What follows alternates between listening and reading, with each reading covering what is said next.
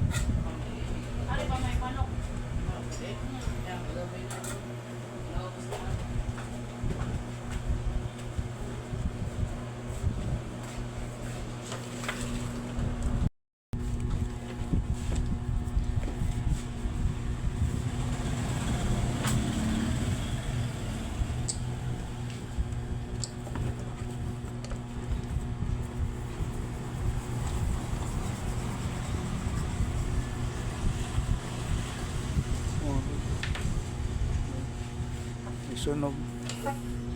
Yan. May nabansin ako. Parang sunog sa yan. Nakakadumi lang.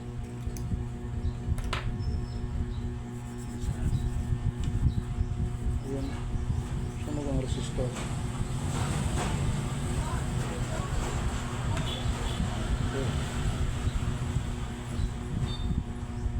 Makita ang value, sunog na.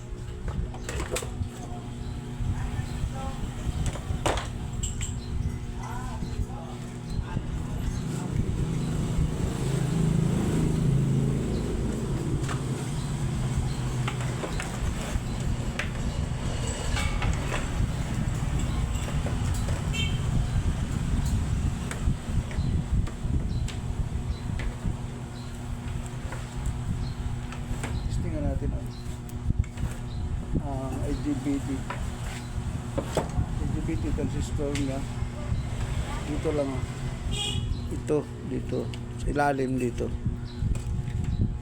So itong tatlo ito ang IGBT. I-testing muna natin ito kasi ito ang nagdala ng power. Ito ang palakas ng ampera ng ampere. Siyempre, pag malakas ang ampere, malakas din ang power. formula ng power ay voltage times current. So, ang voltage niya ay mga 60 yan, 60. Ay, sa output na, nasa 60 volts yan, mahigit 60 plus yan. Pag walang current, babagsak din ang power. Ito ang IGBT. But okay ang IGBT dito kasi kahit hindi na lang natin alisin, hindi natin mapansin na may short. Yeah. Pero minsan may pagkataon din na pag open hindi natin ma-reading pero open pala ito. So dito lang tayo kasi walang ano ito, hindi normal ang supply. Sukatan natin dito, gamitin natin itong analog na tester. Saksak natin. Yan. Nakasaksak na yan. On. Yan o, nag-blink pa rin. Kasi hindi pa natin alis ang ano dito. Yan, pag mapansin natin dito ang supply ng relay, pawala-wala siya. Yan o, nag-fluctuate lang siya. Ibig sabihin may short yan dito. Ito sa blower naman, ganon din dito sa supply ng ito sa blower. Yan o.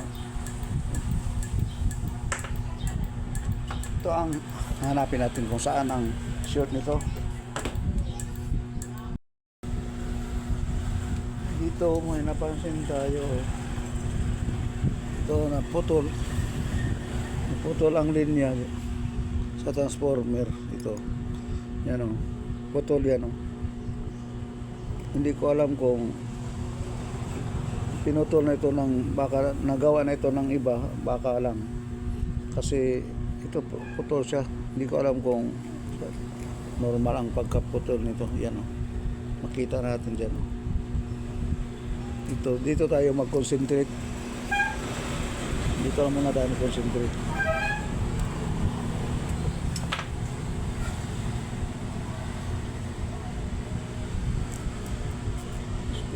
Testing natin itong diode dito.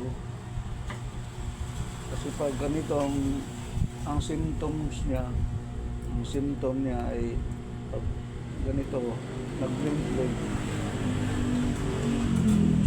posible may short yan basta mag-blink ang supply niya. So mag-fluctuate siya kasi may short yan, hindi magtuloy ang supply ng dito sa blower at saka dito sa relay. Ito muna, hanapin natin ito kung saan dito may short. Wala tayong mapansin dyan. Dito tayo kapasitor, ito sa kapasitor, filter kapasitor. Tingnan natin. Yan o, parang may leak dito. Yan, may reading siya. Dito sa pag ganyan, okay yan sa forward bias. Pag naka-reverse yan, naka-reverse sa yan o, dapat sana wala. Pero ito nakakabit kasi ito sa dito sa board. So posible may short ito dito. May may leak. Ang gagawin natin, aalisin muna natin ito para maayos ang paggawa. Alisin natin ang board.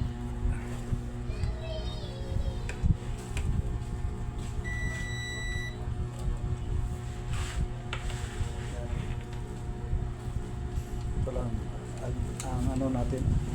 Ito lang mga screw niya o mga bolt. Ito lang dito. Alisin natin. Saka ito sa ilalim.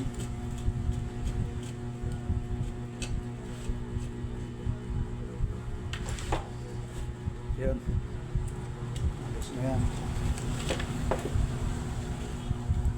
Lagyan natin ang board sa, ito pa pala. Ito pa, dalawa. Ito.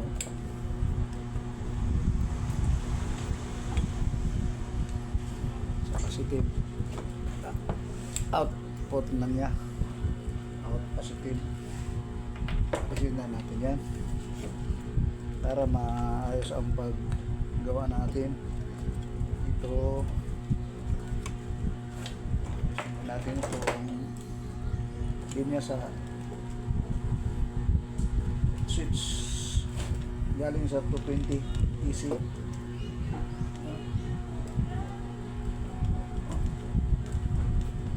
May ano, rugby, dikit ng rugby, ginamitan ng pandikit na rugby, kaya medyo hirap na siya alisin. Ito na, alis na natin. Alisin din natin ito para maayos ang paggawa natin. Ito. Yan o, alisin yan. Wala na. Ito na lang board para maayos ang paggawa natin. Start muna natin yan para hindi maka-istorbo. Dito tayo mag-concentrate. Kasi ito ang linya dito sa kapasitor, ito kapasitor, dito tayo nagsukat, dito ito papunta dito, yan o, papunta siya dito sa itong unang terminal, ito palawang terminal, dito siya pupunta sa IC dito, yan o, ito ang IC dito, ito ang MOSFET IC, ito MOSFET IC, ito ang nagbigay ng driver ito sa gate ng IGBT transistor. Itong IGBT transistor dito, ito ang nag-drive itong IC na ito papunta sa dito sa transformer. Ito galing dyan dito sa transformer ito, tapos ang out dito ay papunta siya dito sa gate ng IGBT. Ito ang gate ng IGBT. Yan, ito gate. Ito ang isa, ito din ang gate niya, dito din sa kabila. Pag nakaganyan siya, dito ang gate yan. Oh. Ito ang IGBT. Ito ang gate. Pag nakaharap sa atin to, ito ang gate yan. Pag dito sa isa, kasi nasa ano siya, dito din ang gate niya. So ang galing dito, papunta yan dito sa gate ng IGBT resistor. Ito ang ano natin. Una natin gawin, aalisin natin ito ang isang isang MOSFET na IC. Dito muna tayo ito muna ang alisin natin itong isa para malaman natin kung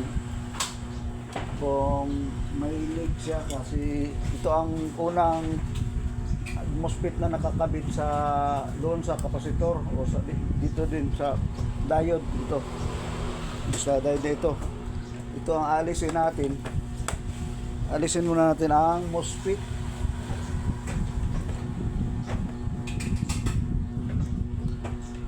Hindi makita, no? Hirap kasi walang makahawak ng camera natin. Wala tayong kasama dito. Yan. Ito alisin natin ito. Nahirap pag isang ito na lang.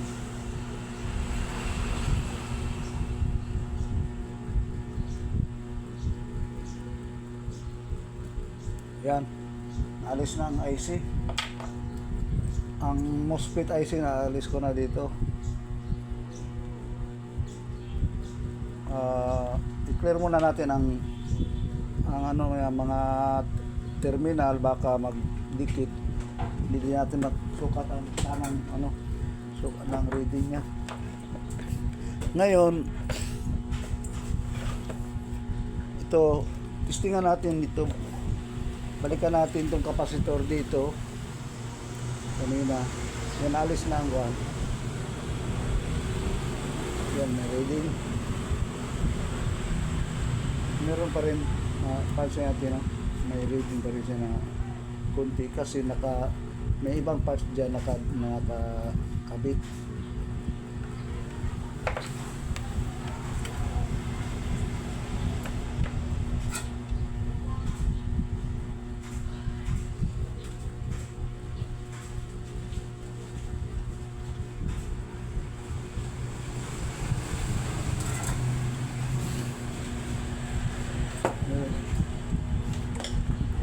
Subukan natin ibalik dito. Kung hindi na mag-blink, balik natin dyan,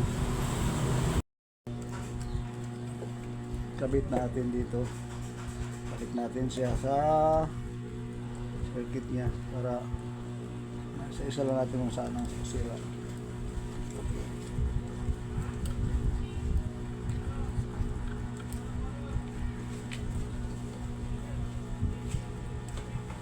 Yan, balik ko na. Testingan natin kung hindi na siya mag-blink para ano natin. Testing muna. Unang natin para diretso na. Testing. Meron pa rin. Ibig sabihin hindi pa naalis ang leak. Stop lang muna natin. Yan. Tapos ito naman ang alisin natin itong isang MOSFET dito. Alisin din natin para malaman natin kung alin dito sa dalawa ang may leak o short circuit. Ito. Kita nyo ba? So, yan. Masyadong makita.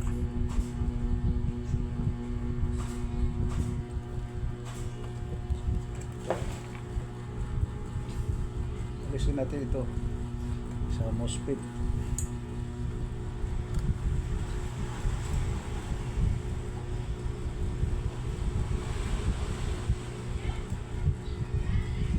Yan, alis na ang isa.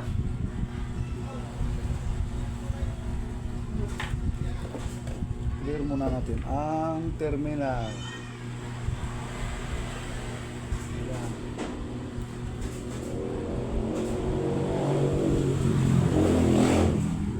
Baka may short pa sa terminal. Tapos na.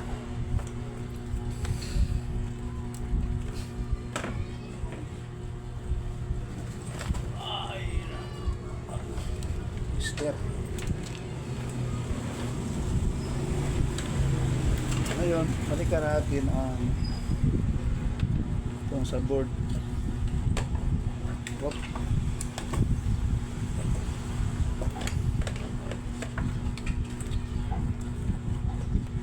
Balikan natin dito. Yun o.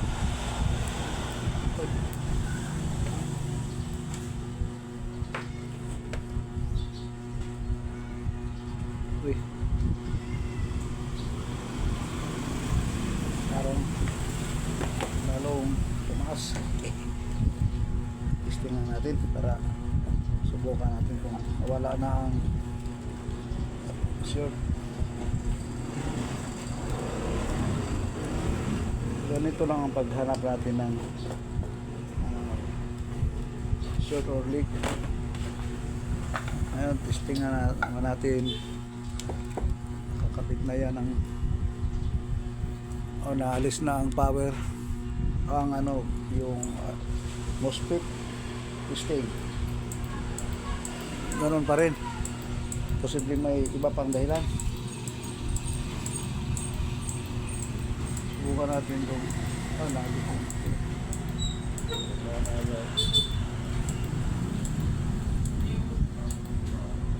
balik muna natin ito. Hindi ko pala balik ito. Hindi mo ito.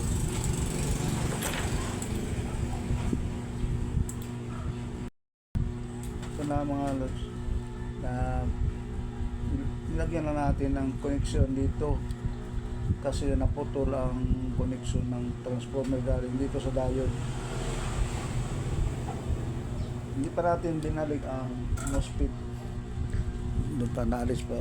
Testingan natin kung hindi na mag-blink kasi isang parang nakakabit dito sa transformer, kaya posibleng nag-blink siya kasi hindi dalawang terminal ang nag-trigger dito galing sa MOSFET.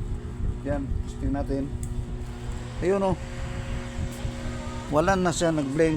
Yan, oh. Hindi na siya nag-blink. Steady na siya, oh. Steady na siya. Balik lang natin tong MOSFET. Balik natin tong inalis natin na MOSFET kanina. Balik lang natin. Balik lang natin para makaka-testing tayo ng output. Ito na mga master, mga lods. Nabalik ko na ang MOSFET. Nandiyan na ang MOSFET, nabalik ko na. Nabalik ko na lahat. Kabit na yan lahat. Ngayon magsuka tayo ng mag-testing tayo kung may ano na siya. Testing. Ayan, hindi na siya nag-blink. Yan ang kita. Hindi na nag-blink dyan. Ngayon magsuka tayo ng output voltage. Dito tayo sa 250 kasi ang output dito ay nasa 60 plus, 60 volts. Testingan natin. Ayun, oh. May reading na, may ano na siya, oh. Yan, makasukat na tayo. Gamit tayo ng digital. Palitan natin ng digital para makita natin kung ilang voltahe. Kita yan? Kita ba yan? Yan, oh. Yun. 58 volts lang siya. 58.25. So, malapit pa rin sa 60. Yan, nasa 58 volts. Okay na yan. Testingan natin. Iup muna natin para safety. Kabit natin itong iitan ng cable, itong cable niya. Dito lang tayo mag-testing sa taas kasi hindi makita doon sa baba kasi may ano, walang makahawak ng camera natin. Dito lang tayo sa taas mag-testing.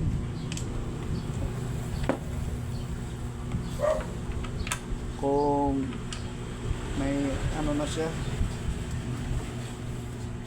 Yan.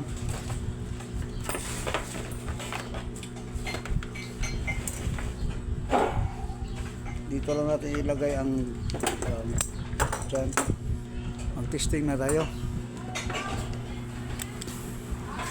Okay. Power on. Yan, 121. Testingan natin. Uy, ba't wala? Uy, nako, may pumutok. Gumana na sana pero may biglang sumabog. Hindi pa natin yan alam kung anong dahilan bakit sumabog siya. Maayos naman ang may output voltage naman siya. Baka may ibang nasisira dyan. Hanapin muna natin anong kan. Pero nasolved na sana yun. Yung blinking niya, solved na. Pero kung ngayon bakit sumabog siya, hindi pa natin alam kung anong sira. Ngayon sukatin natin balikan natin ang MOSFET ay yung IGBT kasi kanina ang IGBT ay okay. Nakita natin kanina okay ang IGBT. Ngayon ang problema niya ay yung blinking lang, mag-fluctuate ang voltahe. Ngayon nabalik na natin bakit may biglang sumabog dito. Tingnan natin balikan na ang IGBT kung hindi ba na ano, wala ba, hindi ba nasira ang IGBT dito? Hindi naman sira, hindi naman short. Yan, kita dyan. Yan, o, testingan natin. Oy, itong isa short. Nako, ibang problema na ito. Pero ang kanina nasolve na yun. Pero ngayon may ibang problema siya. Nasira na din ang ano niya, ang IGBT transistor dito. Pero gumana na siya. Gumana na, pero may sumabog lang. Sumabog. Hindi naman, wala naman tayong ginalaw dito. Yan ang isang problema na yan. Ang problema kanina, i-solve na yun.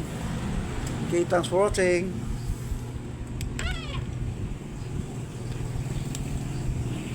Thanks for watching.